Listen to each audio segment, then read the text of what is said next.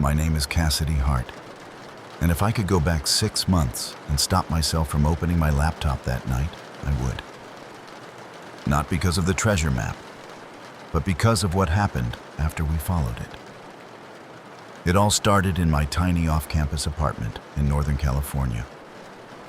The kind of place where 4 broke college students somehow survive on instant noodles, cold pizza, and caffeine. I was an archaeology major, always obsessed with old maps, forgotten ruins, and lost history. My dream was to one day uncover something that changed the way people understood the past. Most archaeology students spend their time studying dusty textbooks. I bought a treasure map off the dark web.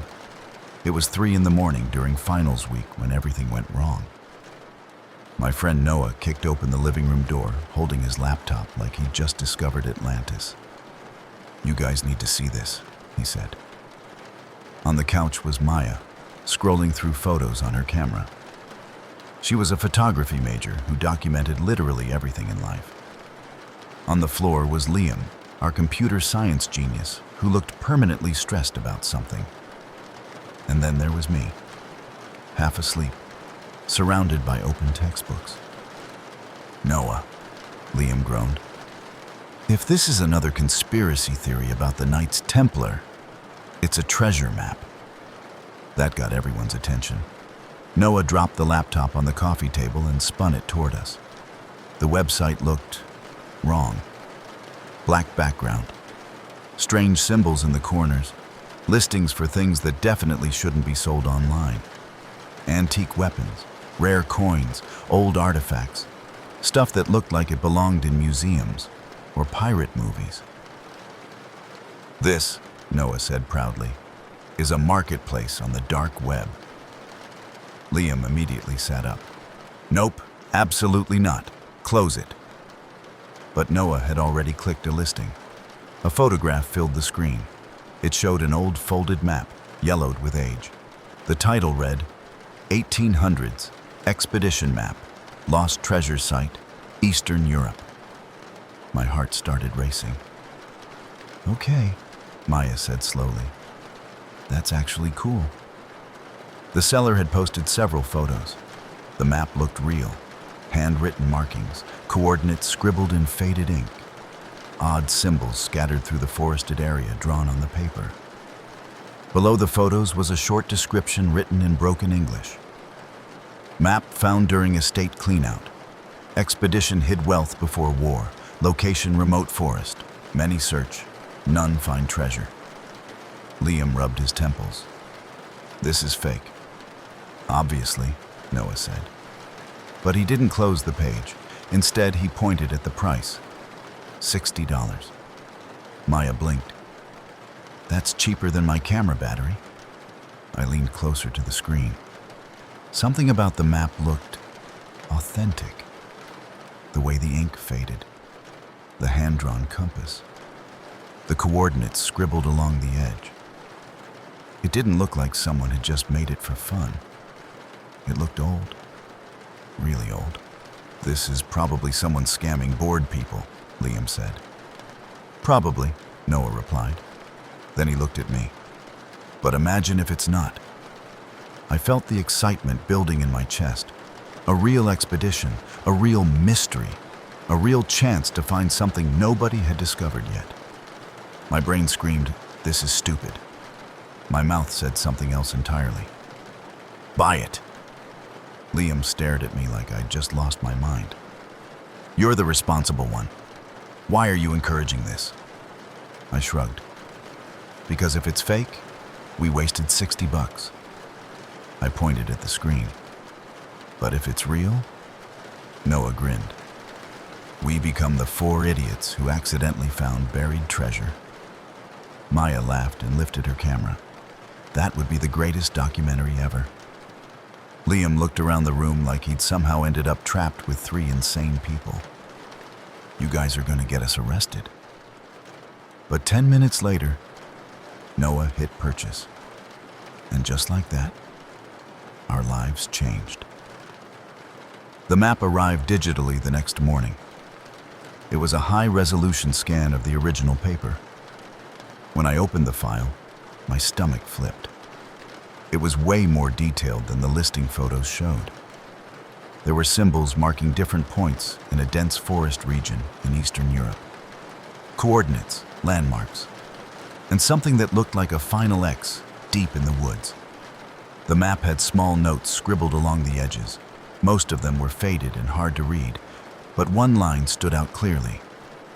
"They guard the forest now." Maya frowned. "That's creepy." Noah waved it off. "Probably referring to locals or something." But Liam leaned closer. "Why would a treasure map say someone guards the forest?" Nobody answered, because we were already thinking the same thing. 3 weeks later, we were on a plane to Europe. Looking back now, that was the moment we crossed the point of no return. The plan sounded simple at the time. Follow the coordinates, document everything, see if the locations on the map actually existed. Maybe find something cool along the way, maybe even treasure. But mostly, it was supposed to be a fun adventure before graduation. Liam still thought the whole thing was insane, but he came anyway. Because Liam was the kind of friend who would complain the entire time, but never let his friends do something dangerous alone. 2 days later, we rented a small SUV and drove toward the forest marked on the map. The deeper we went into the countryside, the more uncomfortable things felt. The towns became smaller, older, quiet, almost abandoned. The forest stretched endlessly along the mountains. Dark trees packed tightly together. Even in daylight, it looked heavy, like the woods swallowed the sunlight. We stopped at the last small village before the road ended. There was a tiny bar attached to a gas station. Inside were maybe 5 locals drinking coffee and watching us carefully. Not curious, more like suspicious. Noah pulled out the map. "Let's ask if anyone recognizes the area." Liam whispered, "That's a terrible idea." But Noah had already walked to the bar. The bartender looked to be in his 60s, weathered face, sharp eyes. Noah unfolded the map. "Hey, do you know anything about this forest?" The bartender glanced at it and immediately went silent. His expression changed instantly. "Where you get this?" "Online," Noah said casually. The man stared at the map for several seconds, then slowly pushed it back toward us. "You should not go there." Maya lowered her camera. "Why?" The bartender glanced toward the window where the forest loomed beyond the village. "People disappear in those woods." Liam immediately nodded. "See? That's exactly what I was saying." But Noah leaned forward. "Disappear how?" The bartender lowered his voice. "There are people who live in that forest." I felt my stomach tighten. "What kind of people?" He hesitated, then said the word quietly. "A cult." The room suddenly felt colder. The bartender continued. "They light fires at night, chanting, strange gatherings." Maya whispered, "That sounds like a horror movie." The bartender looked directly at us. "You go into those woods." His voice dropped to almost a whisper. "They will see you." Liam stood up instantly. "Great. Perfect. Trip over. Let's go home." But Noah unfolded the map again. "We're just hiking during the day." The bartender shook his head slowly. "Day or night?" He pointed toward the forest. "They are always watching." The next morning we hiked into the woods.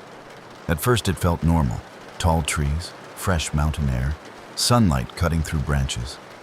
But after about half an hour, the forest went silent. No birds, no insects, just wind moving through the trees. Maya stopped walking. "Okay, that's weird." Liam whispered, "Nature isn't supposed to be this quiet." Noah checked the map. We're close to the first marker. A symbol on the map matched a location just ahead. We pushed through dense brush until we reached a small clearing. And that's when we saw it. A wooden structure standing in the center. Old, rotting, covered in strange carved symbols. My chest tightened. Is that a shrine? Noah stepped closer. The carvings were everywhere. Circles, eyes, strange twisted shapes. And at the base of the structure, there were melted candle stubs, fresh ones. Liam backed away slowly. Okay, that's not normal. Maya whispered, "Someone's been here recently." I looked down. The ground around the shrine was covered in footprints, dozens of them, leading deeper into the forest. Liam's voice shook. "We need to go back." For a moment, I almost agreed. But Noah pointed deeper into the trees. "The next marker is only a mile away." I hesitated. Fear twisted in my chest.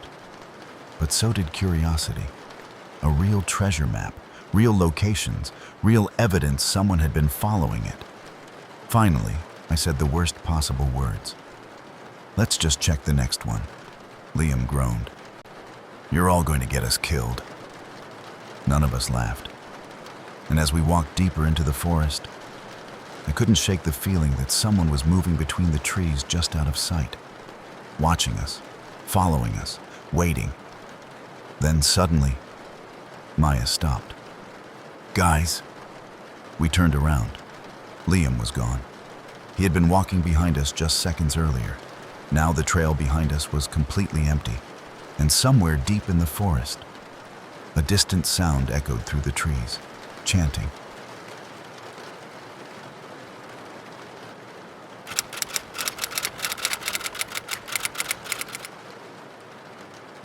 For a few seconds, none of us moved. The forest suddenly felt 10 times darker. "Liam?" Noah called. No answer. Just wind moving through the trees. My heart started pounding so hard I could hear it in my ears. "Liam, this isn't funny!" Maya shouted. Still nothing. The path behind us was empty. He had been there seconds ago. Noah turned in a slow circle. Okay, he's messing with us. But his voice didn't sound convinced. I walked back down the trail a few steps. "Liam?" Then I saw it. A scuff in the dirt beside the trail. Like someone had struggled. And something else. A black cloth lying near the bushes. Maya picked it up. Her face went pale. "That's Liam's hoodie." My stomach dropped. Noah whispered the word we were all thinking. "The cult." A distant chanting sound floated through the trees again, low, rhythmic, echoing from deeper in the forest. Maya looked like she might cry. "We need to leave, right now." But I shook my head. "They took him." Noah clenched his fists. "We're not leaving without him." The map suddenly felt heavy in my backpack. I pulled it out and spread it on the ground. There has to be something here. Maya wiped her eyes. "What do you mean?" I pointed at the markings. The shrine we had found earlier was the first symbol. But deeper in the forest, there were 3 more. And the final X. Noah leaned closer. "You think the cult is connected to the map?" I nodded slowly. "Maybe the treasure is too." Maya looked terrified. "You want to go deeper into a forest full of cult members?" Another faint chant echoed through the trees. Closer now. Noah looked toward the sound. "They already have Liam."